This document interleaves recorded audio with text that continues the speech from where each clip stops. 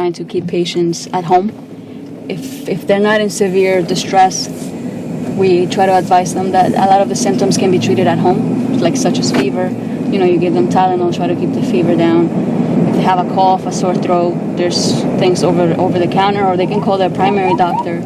By taking them to the hospital, you run the risk of them catching it. And unfortunately, a lot of the patients that we do take to the hospital don't make it out of the hospital. So right now we're in North Bergen, New Jersey, who is probably the heart of the COVID center in Hudson County. Hopefully we peaked like 2 weeks ago. We were a lot busier 2 weeks ago than we were now, but we're still seeing patient after patient. You got the elevator for us? I have crews that are out sick. I have crews that came back that tested positive already, all done through the health department in my town in the county. So as of today, I believe we have 108 deaths from COVID, and we have over 1,400 cases. It changes daily. Thank you. Hello? How'd you feel before? And then I couldn't breathe. You couldn't breathe? All right. How long have you been feeling like this? Huh? How long have you been feeling like this? About 2 weeks. About 2 weeks? You really don't know what to expect. The dispatch, they tell you, oh, it's flu-like symptoms, and that's about it. Fever and cough. Use universal precaution. So it's like we're expecting the worst in a way.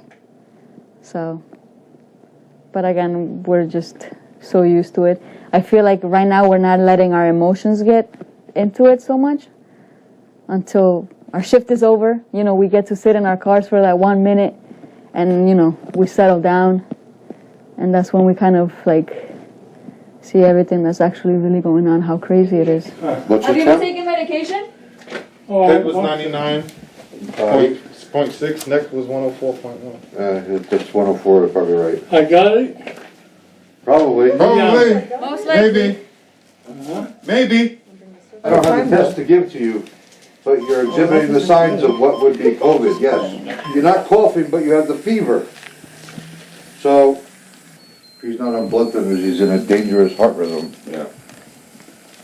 Yeah, he's on a rapid AFib between, 204. Wow. he's between 140 and 200. He's gonna have to go. You're setting at 90? I'll give him We're unfortunate. We lost one of our EMTs. He was a full-time EMT in Newark at St. Michael's, which is St. Clair's, runs the ambulance system. And his partner was also a 33-year-old Passaic firefighter who died. So they must have got caught at the same time. The investigation is probably still going on.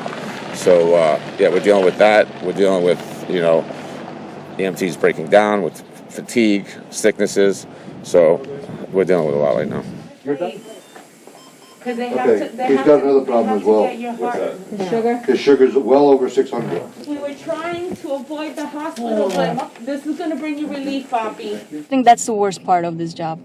Having to see the family members cry, beg you to please do something for them. And you're there, trying to do your best and yeah. This is good, Bobby. This is good. You're finally going to stabilize. It's your sugar, 600.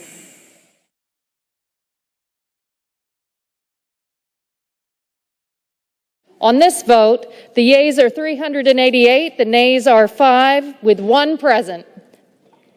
The bill is passed. I am very anxious that what Americans think of as small businesses will actually get in this time. Without objection. Of course, it won't go far enough, but I hope it's better targeted at minority and women-owned businesses and at really smaller businesses. We're still putting a blanket over the fire until we have a disciplined way for the federal government to take its real role.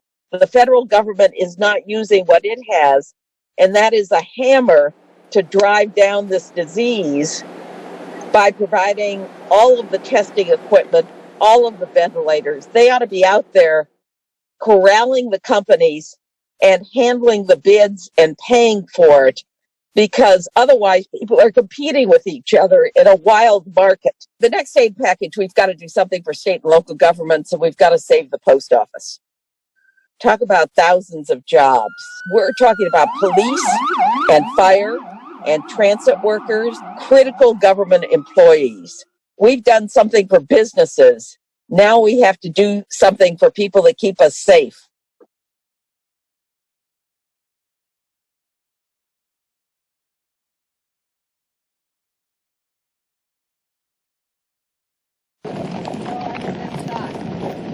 Every day, the Lyman family saddle up their horses.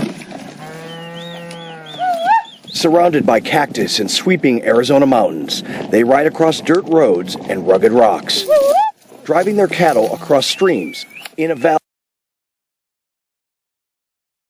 The President of the United States has the authority to do what the President has the authority to do, which is very powerful. The President of the United States calls the shots. The governors are going to be opening up their states. They're going to declare when. They're going to know when. Some can open very, very shortly, if not almost immediately. There are numerous states that are in great shape right now. They're viewing the rest of the country like we don't even believe this is happening. We have a lot of those states. They're set to open practically now. I mean, they would be open now. We're going to let them open sooner than the date. We're going to pick a date. We're going to get a date that's good, but it's going to be very, very soon, sooner than the end of the month. I think we're going very quickly now. I really believe. I think we're going to have a lot of states open relatively soon. We're beating the date. I said a date of May 1st, and, you know, here we are. And I think you're going to have some nice surprises over the next few days. We will allow gyms, fitness centers, bowling alleys, body art studios,